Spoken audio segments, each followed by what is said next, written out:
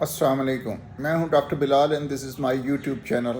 زندگی کی دوڑ میں ہر انسان کسی نہ کسی وقت سٹرک ہو جاتا ہے۔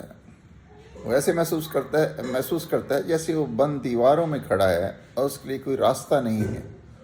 وہ اپنے مسائل کا حل چاہتا ہے، چاہے کوئی غریب ہو یا امیر، چاہے کوئی عام آدمی ہو یا بادشاہ، چاہے کوئی انفرادی مسئلہ ہو یا پورے ملک کا مسئلہ ہو۔ ایک وقت آتا ہے کہ انسان بالکل بے بس ہو جاتا ہے اور اپنی حاجت کو پورا کرنا چاہتا ہے۔ اس مسئلے سے نکلنے کے لیے ہمیں اپنے چند بنیادی عقائد کو دیکھنا ہوگا۔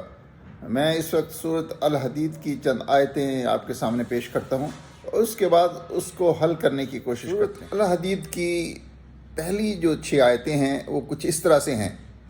بسم اللہ الرحمن الرحیم۔ جو مخلوق آسمانوں اور زمین میں ہے خدا کی تسبیح کرتی ہے اور وہ غالب اور حکمت والا ہے۔ آسمانوں اور زمین کی بادشاہی اسی کی ہے، وہی زندہ کرتا ہے اور مارتا ہے، وہ ہر چیز پر قادر ہے۔ وہ سب سے پہلا اور سب سے پچھلا اور اپنی قدرتوں سے سب پر ظاہر اور اپنی ذات سے پوشیدہ ہے۔ وہ تمام چیزوں کو جانتا ہے۔ وہی ہے جس نے آسمانوں اور زمین کو 6 دن میں پیدا کیا، پھر عرش پہ جا ٹھہرا۔ جو چیز زمین میں داخل ہوتی ہے، جو اس سے نکلتی ہے، جو آسمانوں سے اترتی ہے، جو اس کی طرف چڑھتی ہے، سب اس کو معلوم ہے۔ اور تم جہاں کہیں ہو وہ تمہارے ساتھ ہے، اور جو کچھ تم کرتے ہو خدا اس کو دیکھ رہا ہے۔ آسمانوں اور زمین کی بادشاہی اسی کی ہے اور سب امور اسی کی طرف رجوع ہوتے ہیں۔ رات کو دن میں داخل کرتا ہے اور دن کو رات میں داخل کرتا ہے۔ وہ دلوں کے بھیدوں تک سے واقف ہے۔ یہ ہیں وہ بنیادی عقائد جس کی بنیاد پہ ہم اپنے مسئلوں کا حل تلاش کر سکتے ہیں۔ انسان ایک وقت آتا ہے کہ بے بس ہو جاتا ہے، اسٹک۔ اب اس کو حل کرنے کا اختیار کس کے پاس ہے؟ جس کی بادشاہی پورے جہانوں پہ ہے، وہ اس مسئلے کو حل کر سکتا ہے۔ ہماری نمازیں جو اسلام میں ہیں وہ ایک ایسا ذریعہ ہے جس کے ساتھ ہم اس حل کرنے والے، اس جہانوں کو چلانے والے کے ساتھ کانٹیکٹ کر سکتے ہیں۔ حضرت حذیفہ رضی اللہ تعالیٰ عنہ ارشاد فرماتے ہیں کہ نبی اکرم صلی اللہ علیہ وسلم کو جب کوئی سخت امر پیش آتا تھا تو نماز کی طرف فوراً متوجہ ہوتے تھے۔ نماز اللہ کی بڑی رحمت ہے، اس لیے ہر پریشانی کے وقت میں ادھر متوجہ ہو جانا گویا اللہ کی رحمت کی طرف متوجہ ہو جانا ہے۔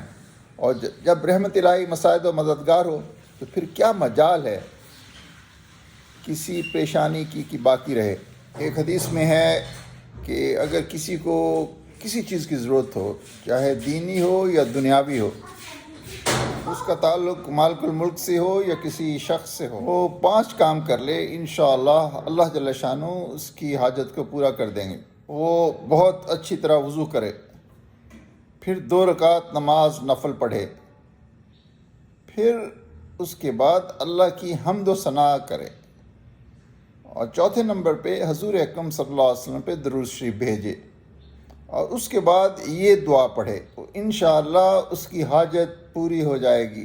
لا الہ الا اللہ الحلیم الکریم، سبحان اللہ رب العرش العظیم، الحمدللہ رب العالمین، اسألک موجبات رحمتک وعزائم مغفرتک والغنیمت من کل بر والسلامت من کل اسم لا تدع ذنبا الا غفرتہ یا ارحم الراحمین ولا ہم الا فرجتہ ولا حاجت ہی لک الا قضیتها یا ارحم الراحمین۔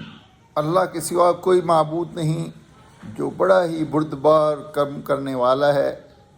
پاک ہے اللہ جو عرش عظیم کا رب مالک ہے۔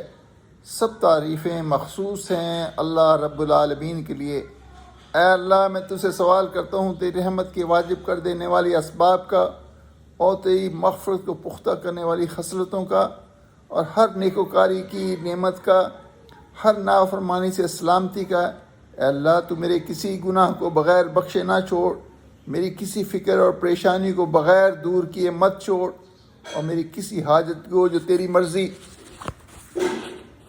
کہ موافق ہو، بغیر پورا کوہ نہ چھوڑ، اے سب سے بڑے رحم کرنے والے۔ یہ بہت ہی مجرب نسخہ ہے اپنی حاجات کو پورا کرنے کا، اس پہ عمل کر کے دیکھیں۔ عربی دعا نہ بھی آتی ہو تو اللہ کی طرف متوجہ ہو کے اپنی حاجت کو پورا کرنے کے لیے دعا کریں، اللہ جل شانہ آپ کی سب حاجات کو پورا فرما دیں گے۔ اللہ جل شانہ کے ساتھ سب سے زیادہ قرب انسان کو سجدے کی حالت میں ہوتا ہے۔ نمازی ایسے ہے جیسے شہنشاہ کا دروازہ کھٹکھٹا رہا ہو، اور جب دروازہ کھٹکھٹاتا ہے تو کھلتا ہی ہے۔ اس میں آتا ہے جو شخص 2 رکعت نماز پڑھ کے اللہ سے کوئی حاجت مانگتا ہے، اللہ اس کی حاجت کو پورا کر دیتے ہیں، اگر فوراً نہ ہو تو کسی مصلحت سے کچھ دیر کے بعد، لیکن اللہ جل شانہ ضرور قبول فرماتے ہیں۔ امید ہے آپ کو میری یہ ویڈیو پسند آئی ہوگی، اس کو لائک کریں، شیئر کریں، میرے چینل کو سبسکرائب کریں۔ جزاک اللہ تعالی۔